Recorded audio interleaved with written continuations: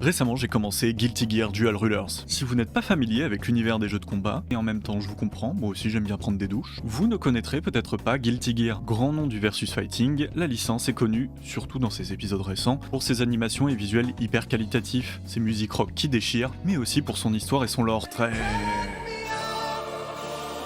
complet. Avec un matériel de base aussi riche, il était certain qu'une série allait sortir, et c'est de ça qu'on va parler. Pour que vous puissiez comprendre un minimum, je vais devoir au moins vous faire un résumé très succinct des grands événements de Guilty Gear que voici. En gros, l'humanité a découvert une source illimitée de magie, elle a fait des armes vivantes qui s'appellent les Gears se sont retournés contre l'humanité, ça a donné les croisades, et maintenant ce qui reste de Gear et d'humains essaie de vivre en paix. C'est vraiment très succinct, mais c'est un short, j'ai pas le temps. Enfant né de l'union de la reine des Gears et d'un roi humain, Link Kiske assiste au mariage de ses parents, à la fois symbole d'amour mais aussi d'une époque de paix. Tout bascule lorsqu'une terroriste ne cachant pas sa haine des Gears vient gâcher la fête. Sin part à sa poursuite pour essayer de la comprendre, mais leur opposition de point de vue risque à nouveau de bouleverser le monde. Si on connaît Arc System Works, la boîte qui produit Guilty Gear, pour une chose, c'est leur visuel soigné, et la série marche directement dans les pas des jeux, à tel point qu'on pourrait croire que c'est le studio lui-même qui a réalisé les visuels. C'est très particulier et vous ne ferez une série comme ça nulle part ailleurs. Les séries 3D peuvent souvent faire peur, mais celle-là se laisse vraiment facilement regarder.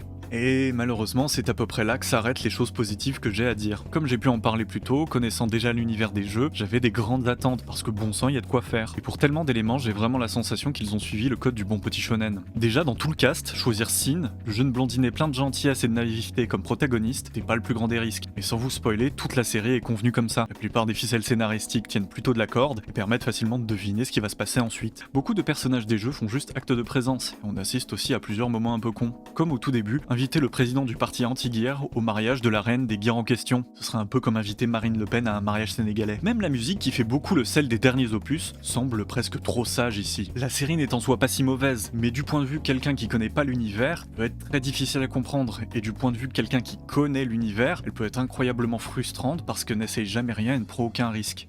5 sur 10.